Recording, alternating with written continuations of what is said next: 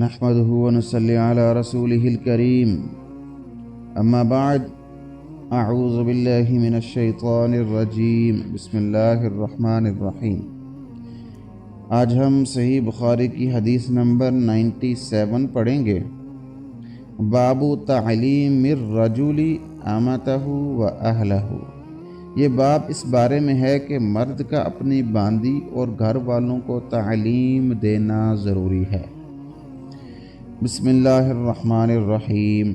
اخبرنا محمد هو ابن سلام حدثنا المحاربی قال حدثنا صالح بن حیان قال قال عامر الشعبی حدثني ابو بردہ عن ابیہ قال قال رسول اللہ صلی اللہ علیہ وسلم ثلاثۃ لهم اجران۔ حضرت ابو موسیٰ اشعری رضی اللہ تعالی عنہ سے روایت ہے، انہوں نے کہا رسول اللہ صلی اللہ علیہ وسلم نے فرمایا 3 شخص ایسے ہیں جنہیں دگنا ثواب ملے گا۔ رجل من اہل الکتاب آمن بنبیہ وآمن بمحمد صلی اللہ علیہ وسلم، ایک وہ شخص جو اہل کتاب میں سے اپنے نبی پر اور پھر محمد صلی اللہ علیہ وسلم پر ایمان لایا۔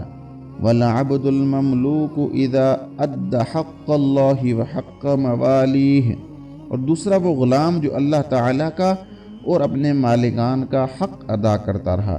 وَرَجُلٌ كَانَتْ عِنْدَهُ أَمَةٌ فَأَدَّبَهَا فَأَحْسَنَ تَأْدِيبَهَا وَعَلَّمَهَا فَأَحْسَنَ تَعْلِيمَهَا ثُمَّ اعْتَقَهَا فَتَزَوَّجَهَا فَلَهُ أَجْرَانِ، اور تیسرا وہ شخص جس کے پاس اس کی لونڈی ہو، پھر وہ اسے اچھی طرح تعلیم و ادب سے آراستہ کر کے آزاد کر دے، بعد ازاں اس سے نکاح کر لے تو اسے ڈبل ثواب ملے گا۔